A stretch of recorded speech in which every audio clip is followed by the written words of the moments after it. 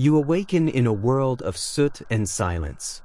It's London, sometime in the year 1850, and the air bites your cheeks before your eyes even open. You're not in your familiar modern bed. Instead, you lie on a narrow iron-framed mattress stuffed with coarse horsehair. It's uneven beneath your back, and prickly fibers poke through the linen sheets. The fire in the grate, which flickered weakly last night, has died down into a pile of faintly glowing embers. No more than a whisper of heat remains. The chill is the first thing that truly registers. Not the polite coolness of modern winter mornings, but a deep, gnawing cold that creeps through the floorboards and drips down from the windows.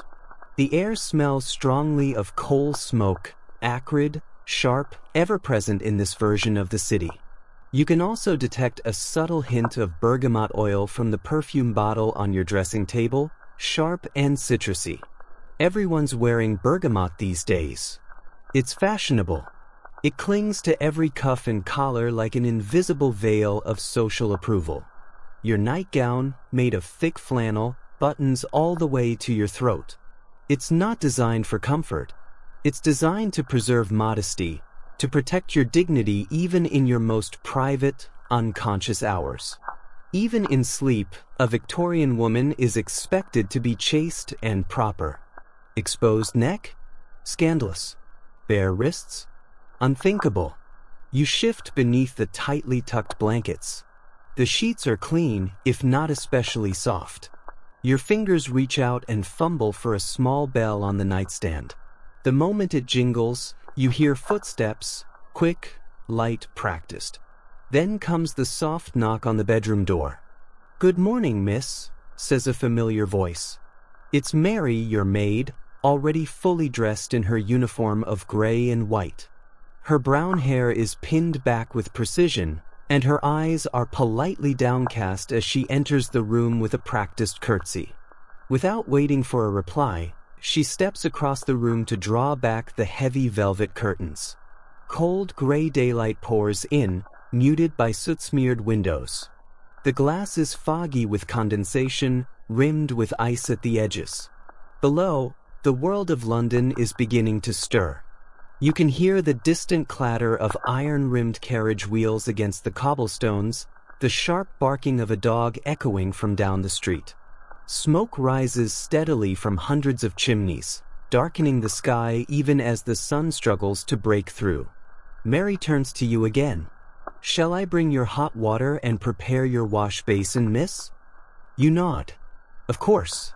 She moves to the washstand and begins to pour hot water into the ceramic basin from a copper jug she brought up earlier. You rise slowly, slipping your feet into slippers and drawing a woolen shawl over your shoulders. You approach the washstand and begin the morning ritual, cleansing your face and hands with a soft cloth, teeth scrubbed with crushed chalk paste and a boar bristle brush. Everything is methodical. Everything is expected. As you finish, Mary returns to your side, eyes scanning your form critically. "What would you like to wear today, miss?" This isn't a casual question. In Victorian society, clothing is more than a matter of style. It's a language, a code, a declaration of who you are, how respectable you are, and how well you know your place. Every thread communicates something to everyone you meet. You can't afford to get it wrong. You hesitate for a moment before murmuring, "The deep blue day dress." Mary nods approvingly. "Very good, Mississippi. That will suit the morning call with Mrs. Hartley." "Ah, yes. Your schedule is already etched in stone. A morning call at 11, tea with your cousin Emily at 4. None of it truly spontaneous. Every interaction has been arranged, measured, and deemed socially appropriate. You haven't even eaten yet, and already the day feels like a series of tightropes strung between moments of judgment. Mary begins the complex ritual of dressing you. First comes the chemise, a long, sleeveless cotton undergarment. Then the corset. Always the corset. It's an unyielding band of whalebone and laces designed to mold your body into the ideal Victorian shape. Mary slips it around your torso and begins to pull. Smaller waist, miss, she says gently but firmly. You raise your arms and brace yourself as the corset tightens. Inch by inch, your ribs are pressed inward, your breath growing shallower. You can feel your internal organs politely rearranging themselves to make room for society's expectations. Almost there, Mary assures you, tugging again until your waist is cinched to the size of a man's hands. Then come the petticoats, 3 of them today, each layered to create volume and modesty. They rustle like autumn leaves as they settle around your legs. Finally, she helps you into the gown, a masterpiece of buttons, hooks, and intricate stitching. The neckline is high, the sleeves long. Your collarbone remains hidden, your ankles unseen. Victorian fashion is about concealment, of skin, of desires, of any suggestion that you're more than a symbol of decorum and femininity. Mary pins your hair back tightly, smooth and symmetrical. She dusts a bit of powder across your cheeks. Not too much. You are a proper woman, not a painted lady. Dressed at last, you descend the stairs. The house is waking up too. The air smells of toast and boiled eggs. Servants hurry quietly from room to room, dusting the parlor, polishing silver, preparing the breakfast table. You can hear the cook barking orders in the kitchen. She's been up since 5. Your father sits at the head of the dining room table, already immersed in the morning newspaper. His coat is pressed, his cravat starched. Your mother is at the far end of the table, writing correspondence in neat looping script. She doesn't look up as you enter. No one eats in nightclothes. Not in this house. Not in any respectable home. Appearances are sacred. You greet them softly. Good morning, Papa. Mama. Your father grunts something approving from behind his paper. Your mother murmurs back without looking up. You take your seat, fold your hands, and wait for the food to be served. Bread, preserved fruit, a boiled egg. You eat delicately in small bites. A Victorian lady never appears hungry, no matter how ravenous she feels. As the meal ends, your mother sets down her pen and finally lifts her eyes to you. Mrs. Hartley is expecting us at 11. Have your card case ready? Of course. You return to your room and retrieve the small silver card case. Inside are your visiting cards, each bearing your full name printed in elegant script. These cards are essential for any social call, a miniature passport of politeness. To present one is to signal, I was here. I am polite. I adhere to the rules. At precisely 10:45, you don your bonnet, gloves, and cloak. Mary straightens the ribbon beneath your chin and gives a quick nod of approval. Your mother waits at the door, also cloaked and gloved. Together, you step out into the sharp air of London streets. Even your walk is dictated by custom. You must not rush, for a lady hurrying looks harried. Neither may you stroll too slowly, lest you appear idle. There's a correct rhythm, graceful, deliberate, unhurried. Mrs. Hartley lives just a few streets away. As you approach her house, your mother adjusts her gloves and murmurs, 15 minutes, no more. Watch the time. You nod. You always do. Inside the Hartley residence, you are ushered into the sitting room. Mrs. Hartley greets you with a curtsy and a warm smile. Tea is offered, but only sipped, never drunk greedily. Conversation flits from Cousin Charlotte's wedding to the quality of the coal this winter. Every sentence is crafted with care. Opinions are smoothed until they barely ripple. Exactly 15 minutes after arrival, your mother gives a barely perceptible nod. That's your cue. You rise. It was so lovely to see you, Mrs. Hartley.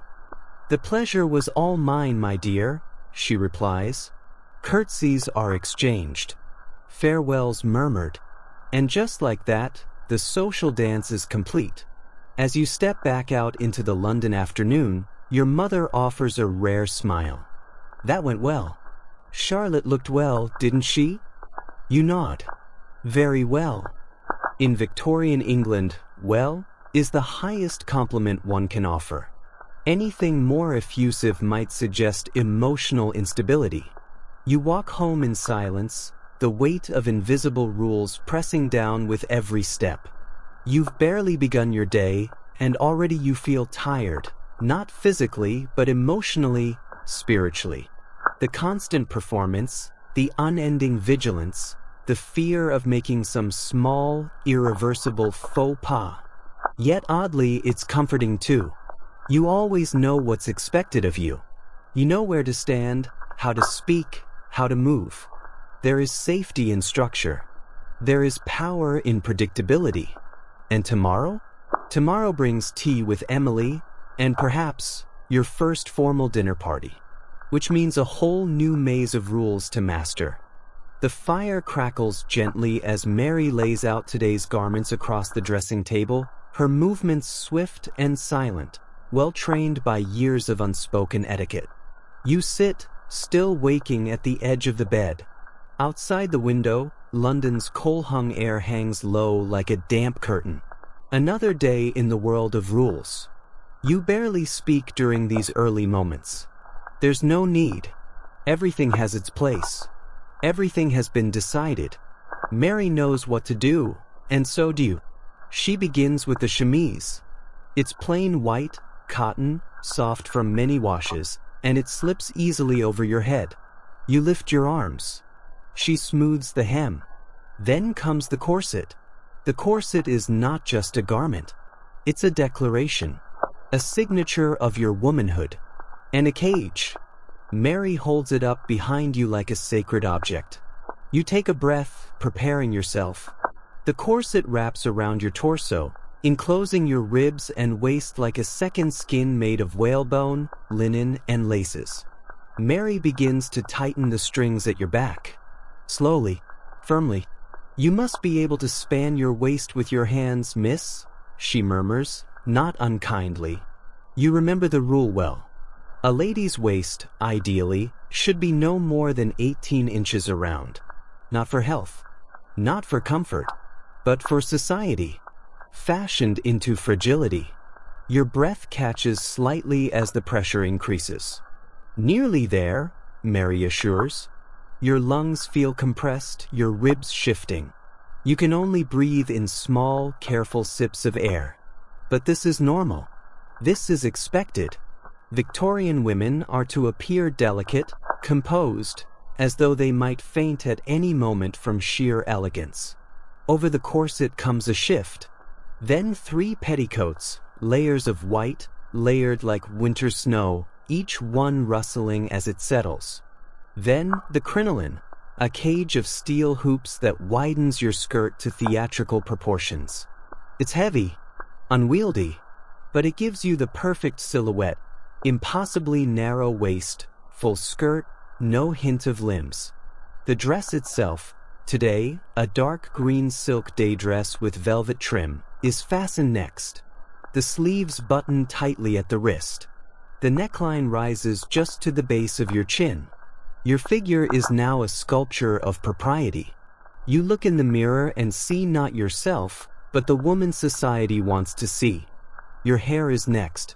Mary brushes it smooth, center parts it, and twists it into a tight bun at the nape of your neck. A few tendrils are curled around your ears, just enough softness to seem romantic, but not so much as to appear loose or forward.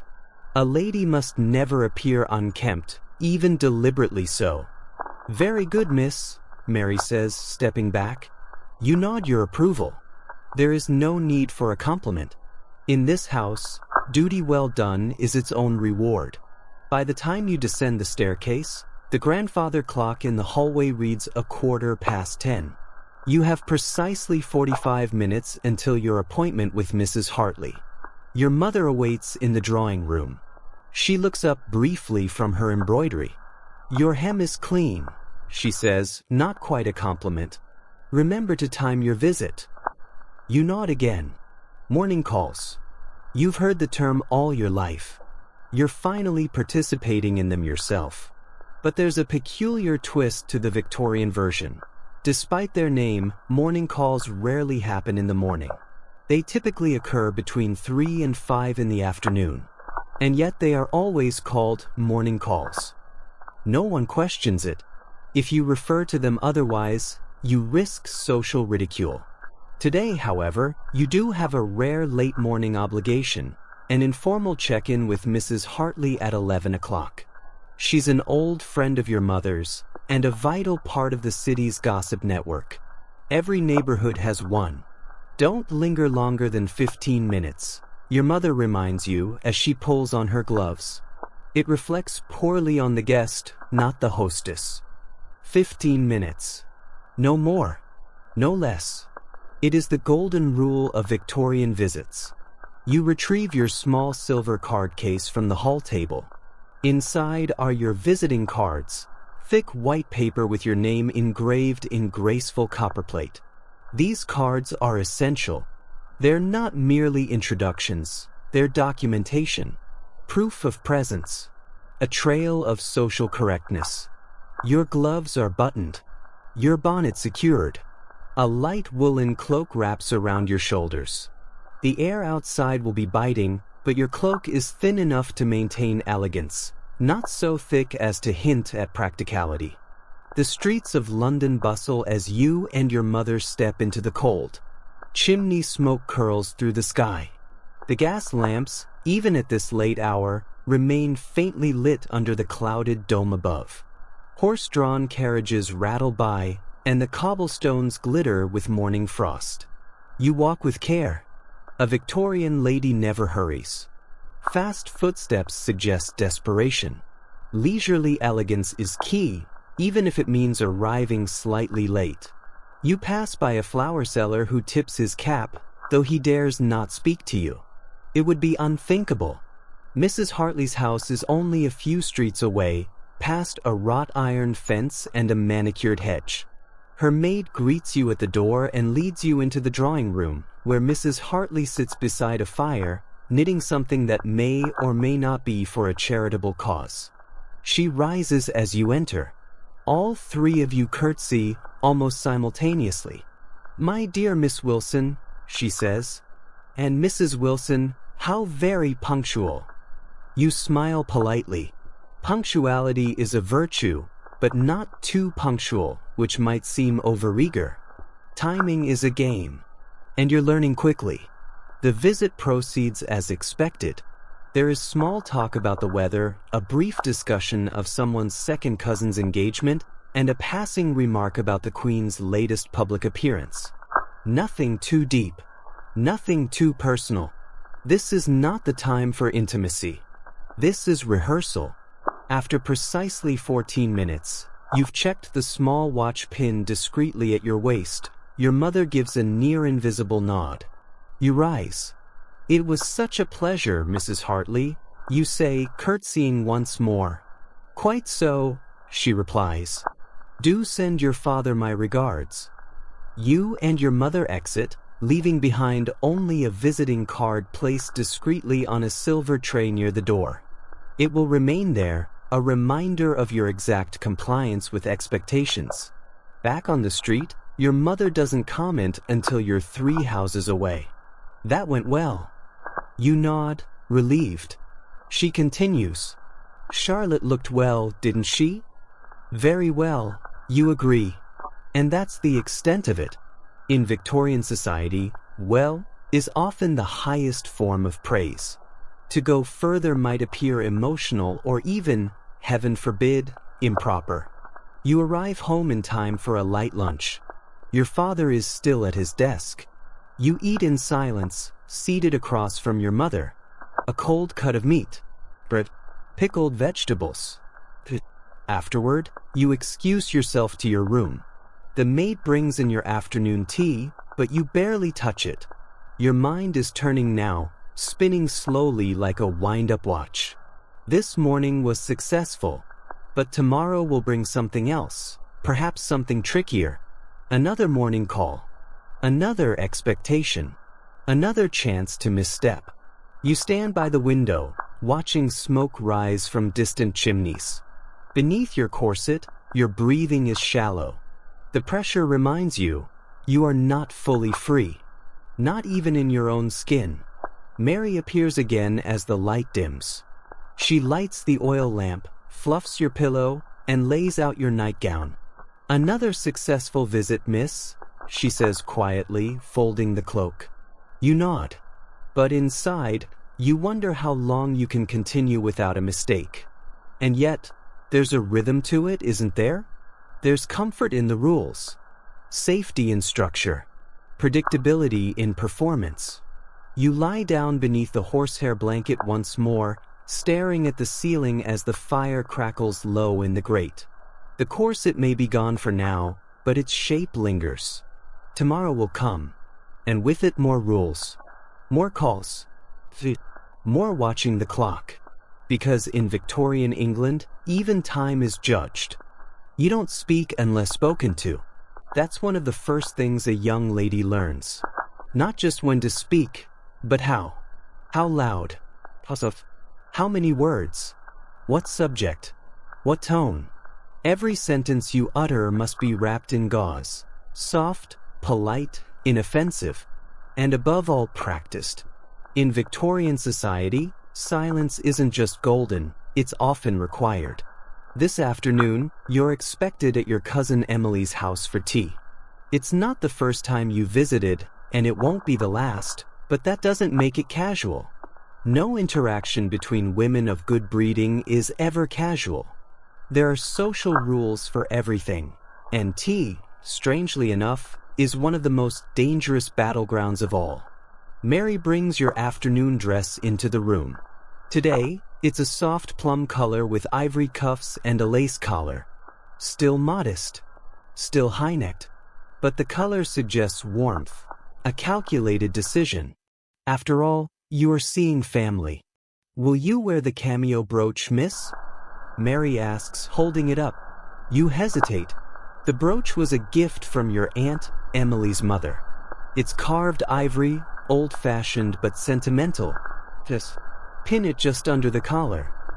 Mary fastens it quickly and brushes a bit of lint from your shoulder. Very good, Mississippi. As always, you descend the staircase when the clock chimes the quarter. Your mother waits in the hallway, already gloved and cloaked. She surveys you without emotion, then nods. Do not interrupt. Do not raise your voice. Do not correct your cousin, even when she is wrong. I understand. She continues, as though reading from an internal checklist. Sit with your ankles crossed and your hands visible. Only one biscuit. No second helpings. Praise the tea. I understand. And remember, the entire point of this visit is to show that you are poised, composed, and socially alert. Gossip is not conversation. Wit is not license. Charm must never appear as effort. You smile faintly. I understand. Emily lives in Kensington, a short carriage ride from your home. Your mother's driver is punctual and discreet. As you ride through the crowded streets, you glance out the window at the people you're meant to ignore. Shop boys with their sleeves rolled, children chasing chickens through the mud, maids scrubbing steps, and beggars huddled near alleys. These are the people who don't have to worry about visiting cards or afternoon biscuits or which tea is fashionable this month. In some ways, they seem freer. The carriage lurches gently as it slows in front of Emily's townhouse. The doorman opens the door, tips his hat, and announces your arrival. You and your mother enter. Emily's parlor is precisely as expected. Floral wallpaper, embroidered cushions, stiff chairs arranged at polite angles, and a fire that gives off more light than heat. Emily herself is standing in the center of the room, beaming. Jane, Aunt Margaret, how lovely to see you. You curtsy. She does the same. A maid appears with tea, served from a porcelain set trimmed in gold. You take your seat, upright, knees angled to the left, ankles crossed, hands folded loosely in your lap. Emily begins to speak, and you listen. That is your job here. To listen attentively, smile politely, and respond just enough to keep her talking. She begins with harmless chatter, the weather, a new piano piece she's been practicing.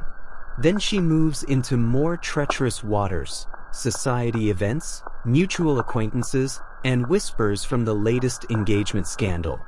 Your mother says nothing. Her eyes flicker occasionally toward you, a subtle reminder that your words, even now, are being measured. Emily says something ridiculous about a local vicar eloping with his housekeeper. You suppress the urge to laugh or correct her. Instead, you offer a gentle, "Goodness, how shocking," and sip your tea. Victorian conversation is not about truth. It's about performance. You don't speak to inform. You speak to confirm, to reassure, to reinforce the delicate social web around you. Emily moves on to ask about your health, a polite way to probe whether you're on the verge of marriage yet. She mentions that her mother has heard a certain Mr. Fairchild was seen escorting you and your mother at the Royal Academy. You smile. Indeed, it was a pleasant exhibition. That's what everyone says, though I've heard the miniatures are terribly dull. Not in the right company, you reply smoothly. Emily raises an eyebrow, but says nothing. Her maid refills your teacup. You remember not to reach for the second biscuit. Tempting though it may be, the visit continues like this, a verbal minuet. Statements that hint without revealing. Compliments that brush like silk without sticking. You feel as though you're walking a tightrope while balancing a teacup on your head. Then, with the quiet sound of a carriage returning outside, your mother lifts her wrist slightly and glances at her watch. You rise with your mother. Thank you for the tea, Emily. It was truly lovely. Emily curtsies again. Do visit again soon. I'm hoping to organize a musicale. Perhaps you'll play. If invited, I would be honored. And just like that, the game is over. Back in the carriage, you let out the breath you didn't realize you were holding. Your mother speaks first. Well played. You were poised. You were still. You did not contradict her. Thank you. She leans back slightly. Her dress was far too short in the hem. You allow yourself a small smile. I noticed. Of course you did. That's why you're nearly ready.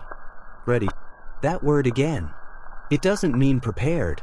It means presented, displayed, introduced to society as a young woman of proper disposition, suitable for courtship, and, eventually, marriage.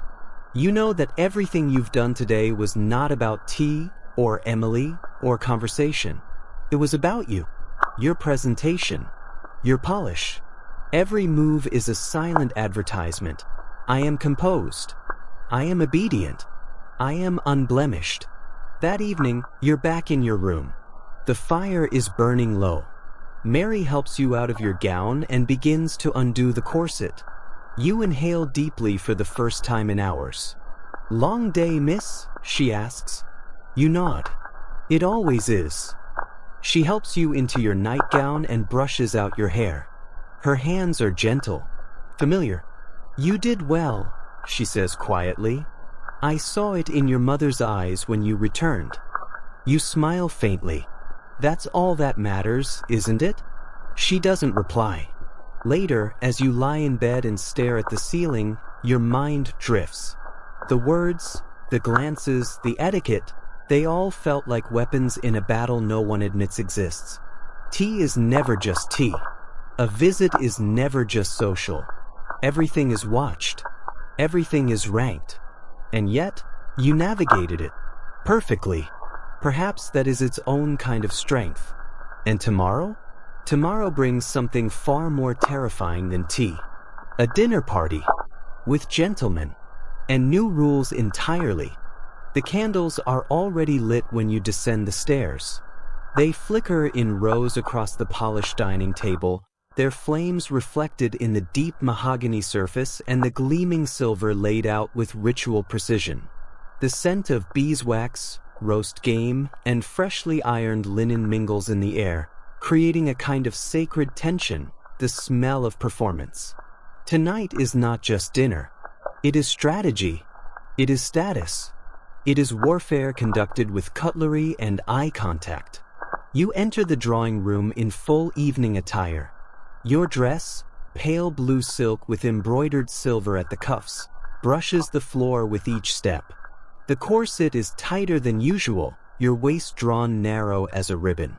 Around your neck rests a modest pearl choker. Your hair is drawn into a softer bun, adorned with a single silver pin. You've been told it makes your features look more refined. Your father glances up as you enter. His waistcoat is stiff with starch, his cravat tied in the complex style only a valet can manage. He offers a short nod, not of affection, but approval. Your mother, seated near the hearth, rises gracefully.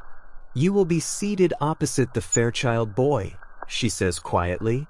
"You will speak only when addressed by a guest, never a servant. And remember, you do not eat quickly, or hungrily, or visibly." You nod. These rules are not new, but the stakes tonight feel different. Thomas Fairchild will be there, and that changes everything. At 7 o'clock precisely, the guests arrive.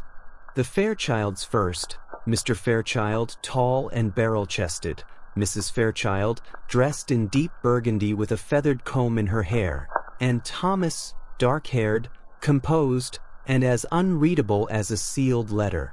You curtsy. Thomas bows. "Miss Wilson," he says, voice low and respectful. "How pleasant to see you again."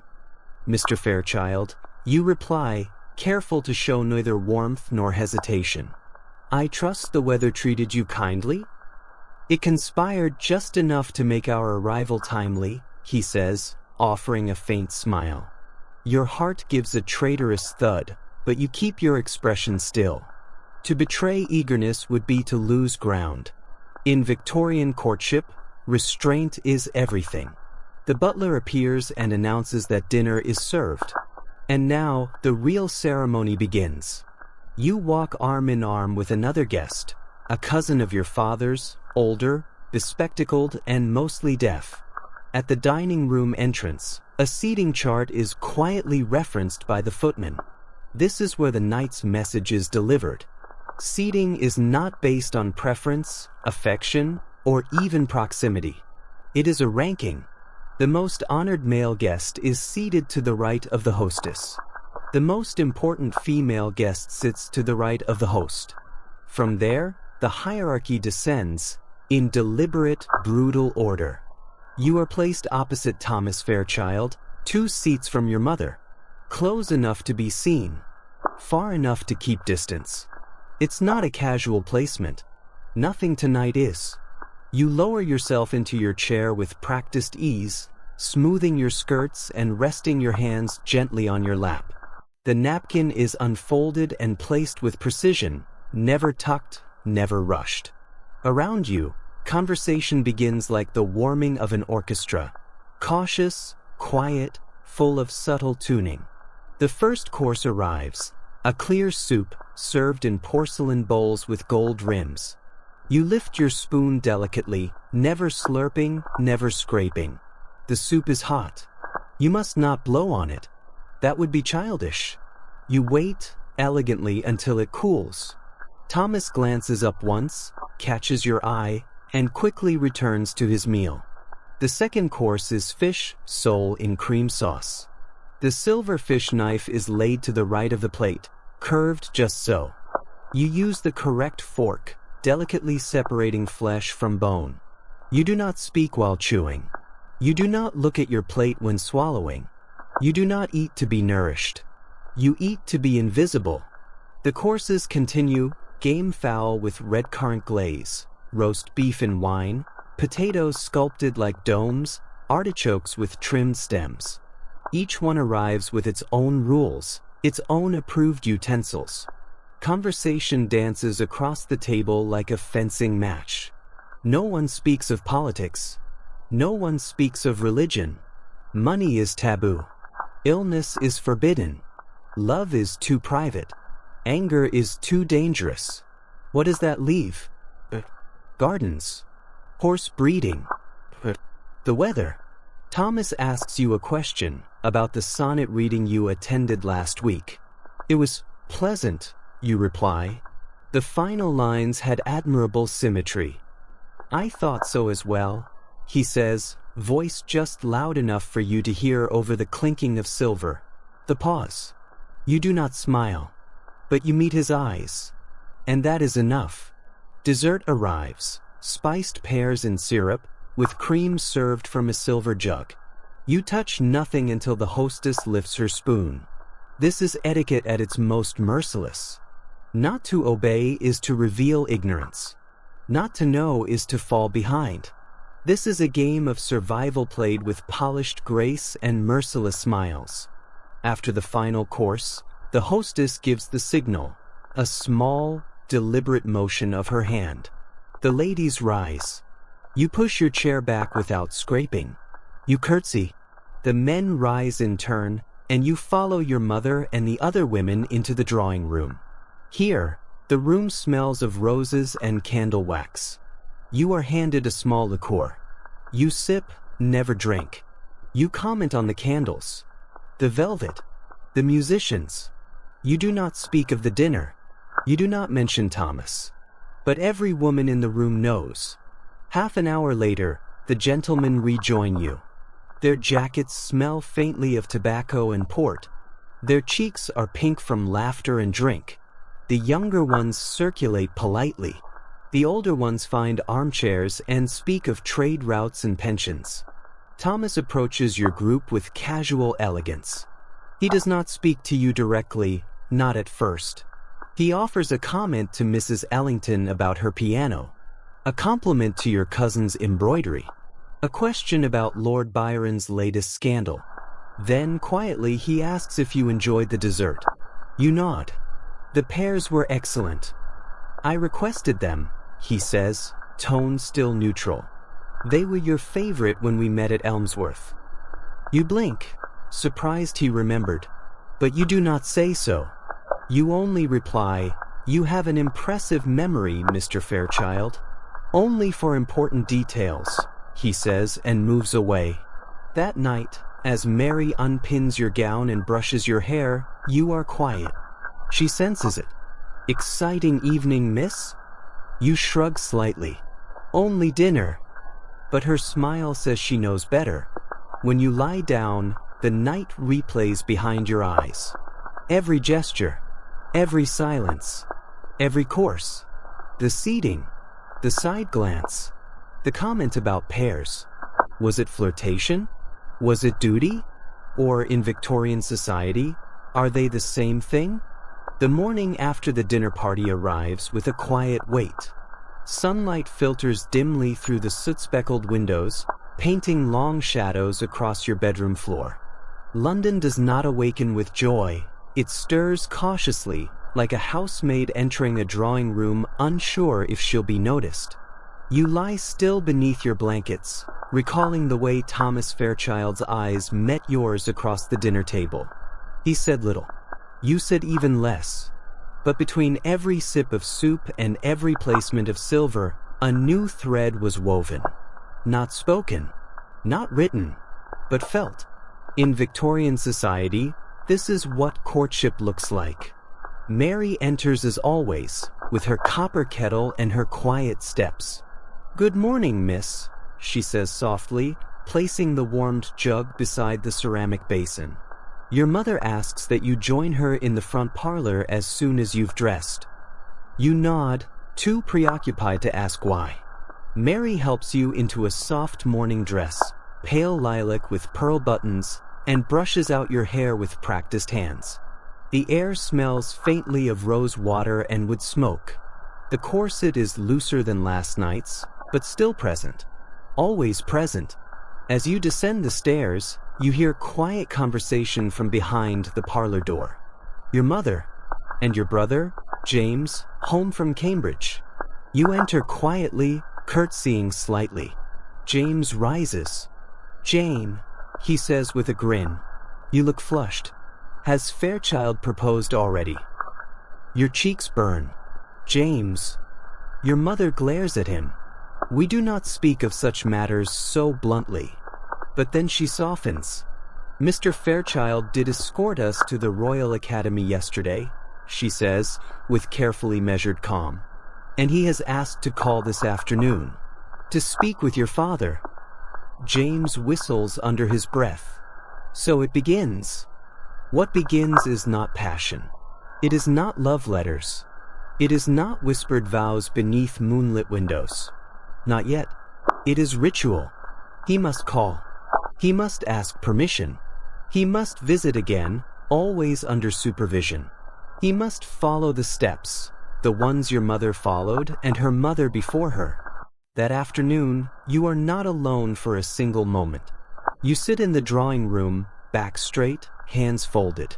You read, or pretend to, a suitable book about botany, something improving, something you could read aloud if asked. When the butler announces Mr. Fairchild, you do not rise. He enters in a dark coat, his hair slightly damp from the fog outside. He greets your mother first, then you. "Miss Wilson," he says, bowing, "I trust you are well." You rise only enough to curtsy. "Quite well, thank you." The conversation begins as it always must. Weather, art, recent musical performances. Your mother is present the entire time, seated just far enough away to pretend she is occupied, just close enough to interrupt. You do not speak freely. You do not lean forward. You do not flirt. To do so would be ruinous. But there is something in Thomas's voice, a tone, that suggests more than his words allow. He speaks of last night's music. He recalls a piece you played once, a Mozart sonata. He asks, "Would you consider playing again for Mrs. Fairchild's gathering next week?" Your mother nods before you can answer. Miss Wilson would be honored. And with that, you understand. The performance is beginning again.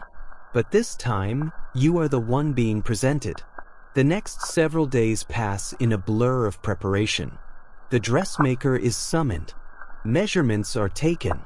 Silks are considered.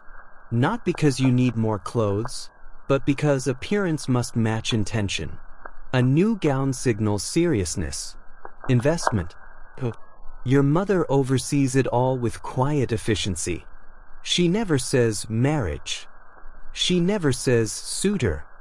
But she speaks in codes only a Victorian daughter can read. "Perhaps we'll choose a shade of blue. Mr. Fairchild seems to favor that.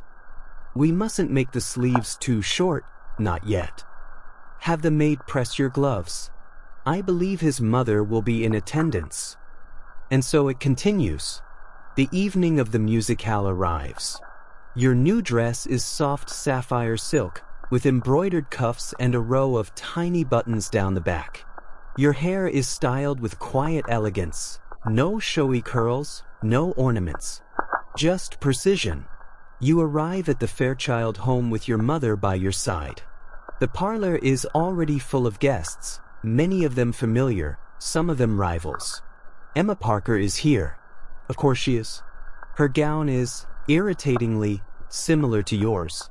Pale blue, lace-trimmed, cut just a shade lower at the collar. She smiles when she sees you, but there's steel behind it. Thomas greets you properly, with a bow that's neither too deep nor too shallow. His mother beams. "Miss Wilson, how radiant," she says. "We're so pleased you'll be performing." You are introduced to a group of young women, Emily, of course, and others. Chatter rises in the room, all light and lilt. No one says what they mean. Everyone watches everyone else. The piano sits waiting. You are called. You sit. You play. And as the first notes echo through the room, every eye turns toward you, some admiring, some evaluating. Thomas is among them. You finish to polite applause. You curtsy. You sit again. Your hands tremble slightly, but no one notices. Because no one is allowed to. Later, as refreshments are passed, small glasses of punch, tiny cakes. Thomas brings you a cup without ceremony. He doesn't speak. He doesn't linger. But he offers it to you first. In this world, that gesture speaks more than a sonnet. and everyone sees it. That night, as Mary undoes the buttons on your back, she smiles softly. "He brought you punch," she says, almost in wonder. You smile too. "Yes. Tomorrow he will call again. This time, to take you to the exhibition. Your mother will come, of course. Chaperones are law. But so is the message. He is courting you, openly now. And you? You're beginning to learn the steps of the dance. It's not about the music. Everyone pretends it is. The piano, the composition, the elegance of your playing. But in a Victorian parlor filled with eligible young men and observant mothers, a musicale is never about music. It's about judgment, assessment, evaluation. Tonight, you are not simply a performer. You are the subject of inspection. The Fairchild drawing room is glowing. Dozens of candles are lit along mantels, tables, and sconces, their reflections shimmering against polished wood and glass. Guests gather in well-dressed clusters, sipping cordials, smiling politely, but never forgetting the unspoken task at hand, observation.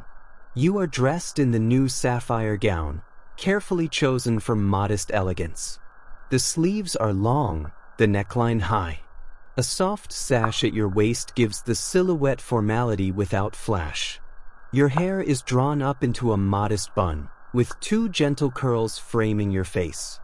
Not too romantic, just enough softness to flatter. As you enter with your mother, heads turn subtly. Eyes shift. Conversations pause briefly and then resume, but the shift in tone is clear. Mrs. Fairchild greets you with warm cheer. "Miss Wilson, how lovely you look tonight." You curtsy. "You are most kind." Her smile lingers as she guides you toward the piano. "I've had no fewer than 6 guests ask who our performer will be," she says, just loud enough for the surrounding ladies to hear. "Your reputation precedes you." You give a modest smile. "I hope not undeservedly." This, too, is performance. Across the room, you notice Emma Parker. She is watching you. Her gown is slightly brighter, her neckline slightly lower, within the limits of propriety, but clearly deliberate. Her mother stands nearby, speaking with another older lady in hushed tones. Their glances come your way, like flickers of lantern light. You take your seat at the piano. A hush falls. The music begins, a Mozart sonata, light and structured. Your fingers glide across the ivory keys, muscles moving from memory and hours of quiet practice. You are conscious of your posture, of the tilt of your chin, of how much emotion you allow on your face. Too little and you seem cold. Too much and you seem affected. Somewhere beyond the notes, you become aware of Thomas Fairchild. He is seated at the far end of the room, not too close, not too far. His eyes do not leave your hands. You play on. When the final note fades, there is silence. Then, polite applause, not too loud, not too soft. Just right. You rise, curtsy. A few ladies nod appreciatively. One older gentleman remarks something about refined taste. Emma Parker claps twice, then stops. You sit beside your mother again, heart pounding behind your corset. You sip water from a crystal glass. Your hand trembles slightly, so you steady it with the other. "Very well done," your mother murmurs. "Thank you." "She is watching," she adds. You glance at Mrs. Fairchild. She is indeed observing you, and now, turning to speak quietly with 2 other women, her fan resting lightly on her lap. They all glance toward you, their expressions unreadable. Later, refreshments are served. Thomas makes his approach carefully, navigating through guests with the elegance of someone who knows how to be seen, but not too much. He does not speak to you immediately. Instead, he offers his greetings to others nearby, a calculated delay. Then, without flourish, he hands you a glass of punch. "Thank you," you say softly. He nods. It seemed the only acceptable way to congratulate you. Anything more would have drawn attention. You smile faintly. We mustn't risk scandal. He smiles too, but doesn't linger. He moves on, disappearing into the crowd like a practiced illusionist. Still, the message is clear. Everyone saw it, Mrs. Fairchild especially. The matchmaking machine has been activated. You can feel it in the way Mrs. Ellington begins asking you questions about your musical training, in front of her son, who is studying engineering. You can feel it in the way Mrs. Parker interjects loudly, praising Emma's fluency in French, as if to remind the room that her daughter is also accomplished, also worthy. You can feel it in the way your own mother begins to list, subtly, the families you're related to, the Wilson name, the estate holdings, the cousins with titles. Everything now is currency, and you are the item of value. It's not unkind, this dance. It's not cruel, but it is relentless. Every gesture is weighed. Every comment is noted. And somewhere behind the lace and the laughter, alliances are forming. After the last song is played, and the final cups of cordial are drained, the guests begin to take their leave. Thomas, once again, appears near you, not too close, but close enough. I hope the evening was not too exhausting, he says softly. Only perfectly exhausting, you reply, and see the corner of his mouth twitch upward. Good night, Miss Wilson. Good night, Mr. Fairchild. And with that he vanishes once more into shadows and formality. At home, Mary helps you undress. She was watching you, she says, not specifying who. She doesn't need to. I know. And he offered you punch again. You nod. Mary smiles. Then everything's working as it should. But as you lie in bed, staring at the ceiling, you wonder, what part of this is real? And what part is just choreography? You close your eyes. The music plays again in your mind. And somewhere between the notes, the machine continues to turn. The carriage waits outside, freshly polished and bearing the Fairchild family crest, a silver falcon clutching an olive branch. You stand by the drawing room window, gloved hands resting lightly on the sill. The day is gray, as most days are in London, but something in the air feels different. Anticipatory. Almost electric. Thomas Fairchild is calling for you.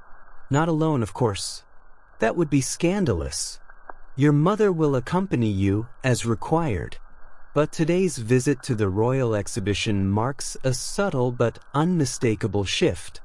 This is not small talk in a drawing room. This is not a gloved glass of punch. This is time spent in public, together. And that, in Victorian society, is the beginning of something serious. You wear a walking dress in pale blue, the one your mother suggested after Thomas mentioned he admired the color. Your gloves are ivory. Your bonnet is modest, trimmed with soft gray ribbon. Your hair is arranged neatly, your movements measured. Mary gives one last nod of approval as you descend the staircase.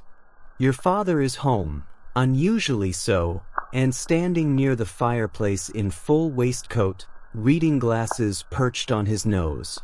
He looks up and studies you a moment. Behave honorably, he says, and expect the same. I always do, Papa. He nods, satisfied. The knock comes at 10:59. Not a second early. Thomas enters, coat impeccable, boots gleaming. His hat is removed the moment he steps inside. He greets your father first, bowing respectfully, then your mother. Then you. Miss Wilson, he says with a smile that stops just short of warmth. You look entirely appropriate for the day. You smile, recognizing the compliment buried within the formality. I trust the weather won't spoil the experience. Not unless we allow it. The three of you step out. The carriage door is opened. You enter first, then your mother, Then Thomas. The arrangement matters. Boys. Inside the carriage, conversation is polite and light, topics carefully chosen to avoid anything controversial. The Fairchild crest glints in the sunlight. It is a statement, not just of wealth, but of intention. A man who offers his family carriage is not simply offering transportation. He's offering visibility. The Royal Exhibition Hall looms as you arrive, an iron and glass palace that smells faintly of oil, paint, and distant roses. It is filled with art, invention, and curious glances. You walk in a careful line, your mother to your left, Thomas to your right. Your gloves never touch. Your steps never sink too closely. But your presence beside him is its own declaration. You stop before a portrait of a lady, pale, serene, surrounded by muted blossoms. She reminds me of you, Thomas says quietly, leaning slightly forward. Your mother pretends not to hear. You reply, perhaps less pale, not less lovely. You do not smile, but your heartbeat lifts beneath your corset. Room by room, you move through the exhibition. Paintings, sculpture, miniature landscapes, bronze busts, each more carefully commented upon than the last. Your mother remarks on the detail of brushwork. Thomas offers mild insight on classical themes. You respond with equal poise, never sounding too opinionated, never too indifferent.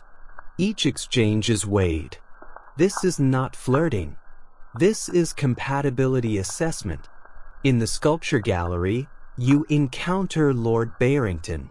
He is older, dressed with excessive flair, and known, privately, for paying too much attention to young women in social settings.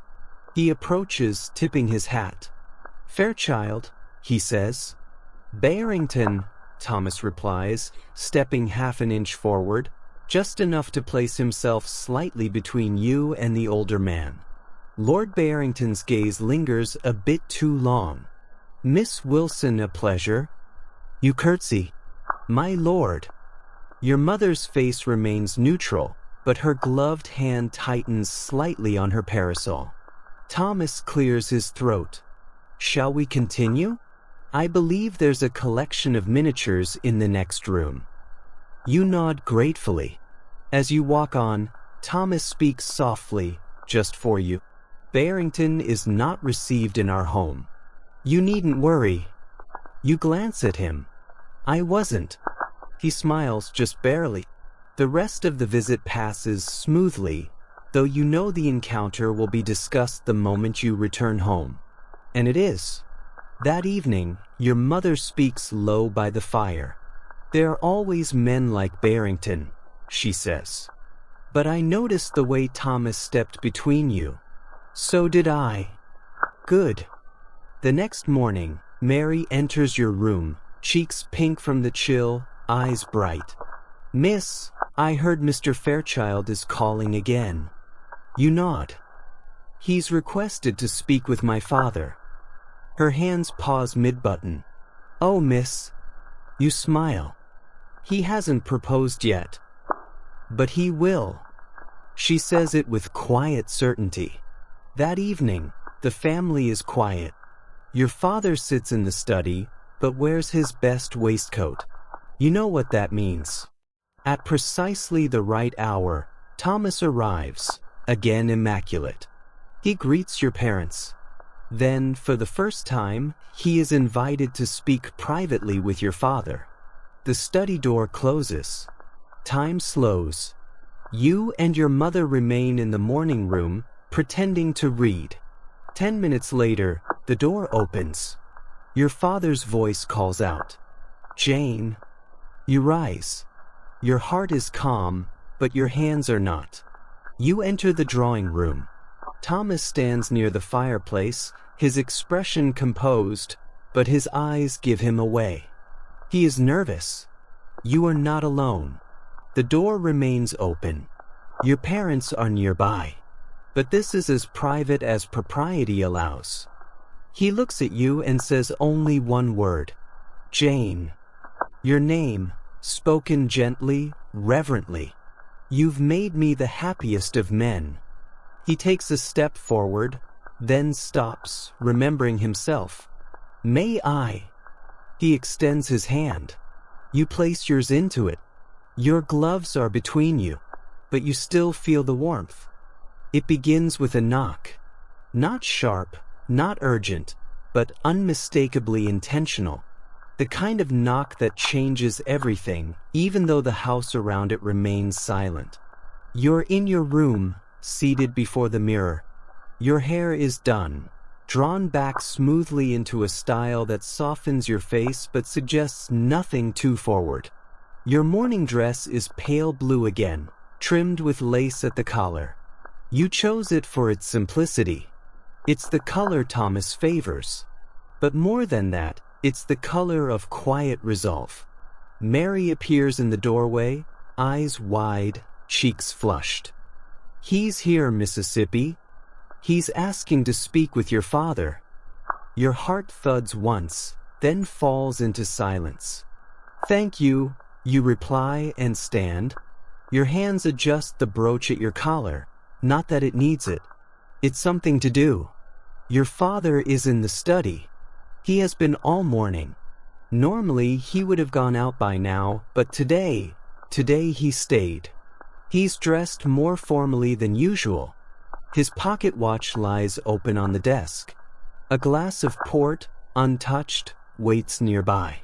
The drawing room is hushed. Thomas stands near the fireplace, hat in hand. He looks composed, but his eyes flick briefly toward the hallway, where you appear. Your father gestures toward the study. Mr. Fairchild, he says in the voice he reserves for decisions of consequence, please. You do not follow. You remain in the drawing room. You listen as the door closes gently. And then, nothing. Silence. No words drift through. No footsteps. Just the ticking of the long case clock in the hallway, each second a nail in the boards beneath your feet. Your mother appears beside you, says nothing, and simply places a gloved hand gently on your arm. 10 minutes pass. Then 15. And then the door opens. Your father re-enters the drawing room. He is calm, quiet, his expression unreadable. Jane, he says, voice low but even. Mr. Fairchild would like to speak with you. You rise slowly, smoothing your skirt. When you enter the study, Thomas is standing by the fireplace, the same place he stood the night of the musicale. But tonight he looks different. Not bolder, not more passionate, just sincere. The room is quiet. The door remains open. Your mother and father are not far. This is not privacy. This is permission. Thomas turns to face you. Jane. Just your name. And it sounds like everything. He takes one step forward, then pauses. I've spoken to your father. He has given his consent. You nod, but say nothing. The room is charged with words not yet spoken. He continues. There are a great many things I wish I could say plainly, but we are not allowed, are we? No, you say quietly. We are not. He smiles faintly. Then let me say what I can. He holds out his hand, gloved, steady. May I?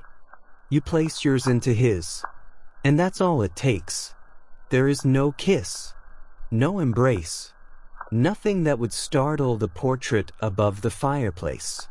But in that moment, your gloved fingers in his, the engagement becomes real. You are no longer merely Miss Wilson.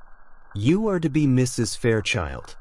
The following days move in swift procession. Letters are written. Announcements are made. Your aunts respond with cautious delight. Cousins write in stiff ink loops, offering blessings and thinly veiled comparisons. The neighborhood is informed. You become, officially, a subject of attention. Ladies stop your mother at church. Gentlemen begin tipping their hats more frequently when you pass. Emma Parker does not call. You do not mind. The preparations begin. A date is set 3 months from now. Long enough for trousseau, for planning, for measured anticipation. Short enough that no one will gossip about hesitation. Your mother oversees everything. Linens are ordered. China sets compared. Gloves measured. Gowns designed. Thomas sends flowers. Never roses, too bold.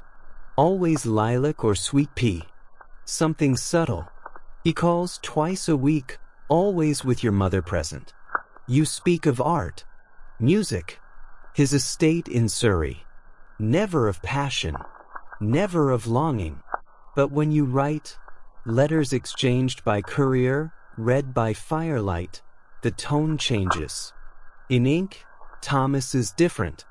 He writes of admiration, of character, of hope.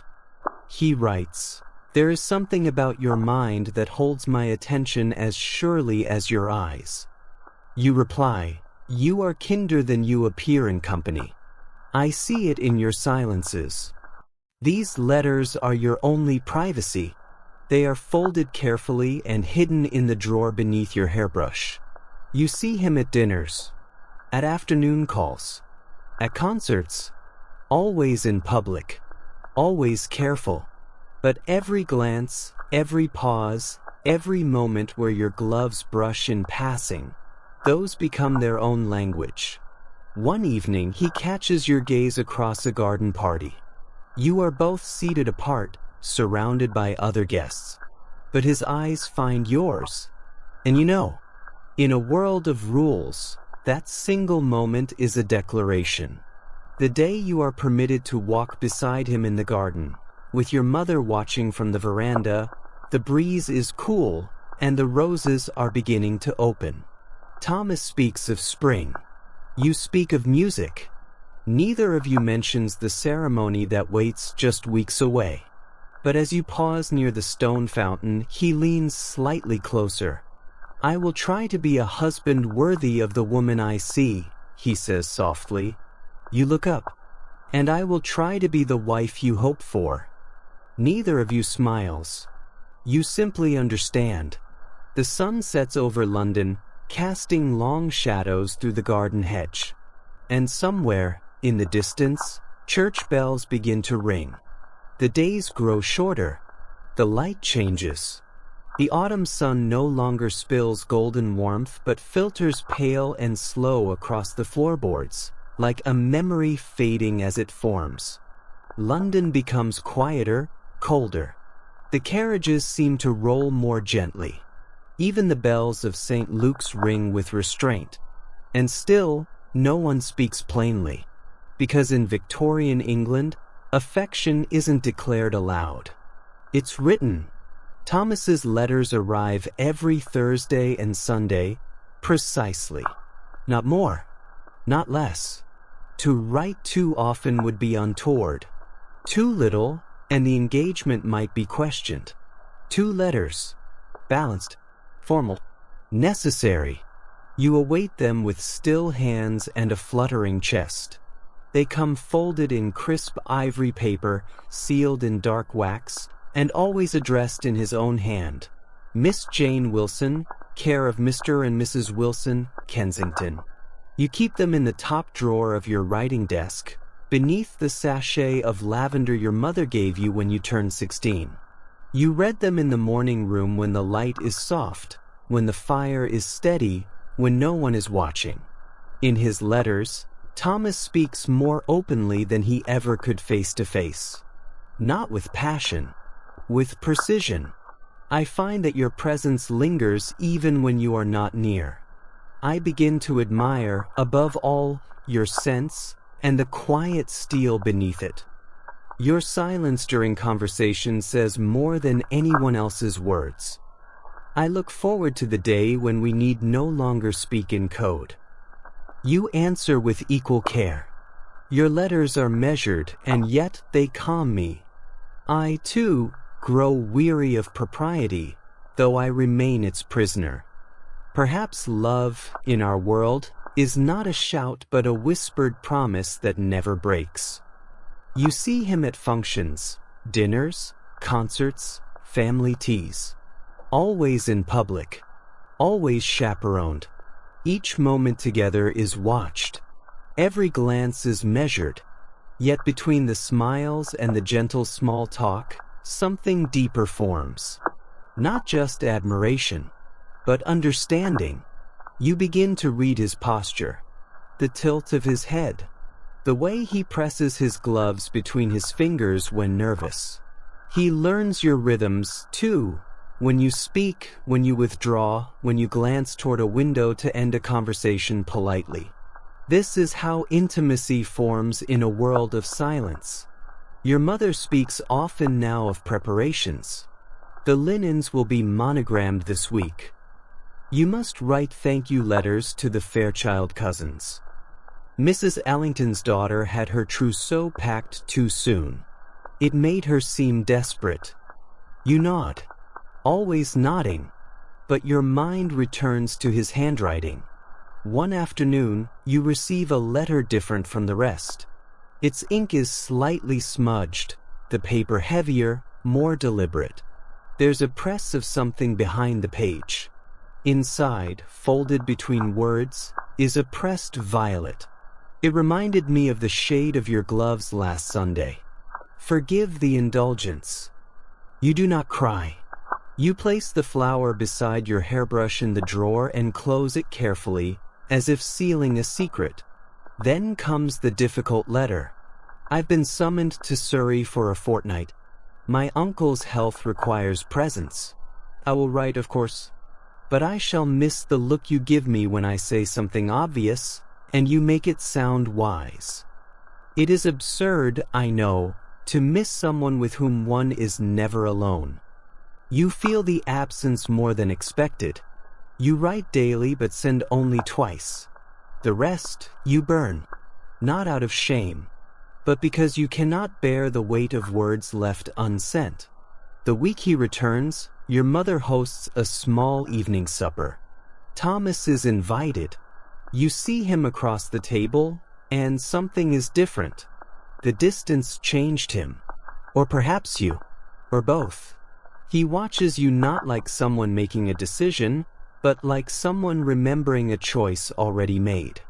After supper, as guests are rising for parlor games, your mother leans in and whispers, "Say something kind, but not too much."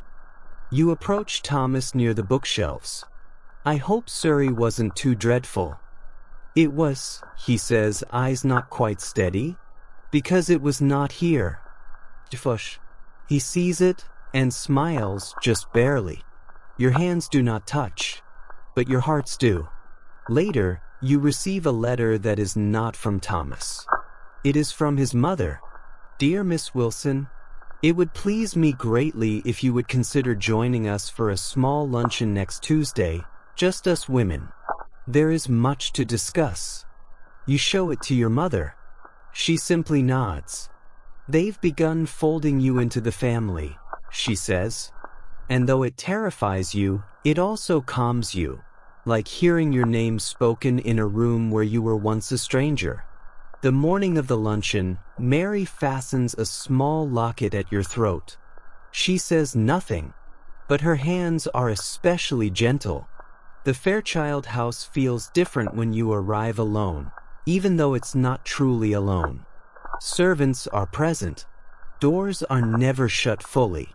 Mrs. Fairchild greets you with affection so mild it could be mistaken for distance. But you've learned now, affection in this world is rarely loud.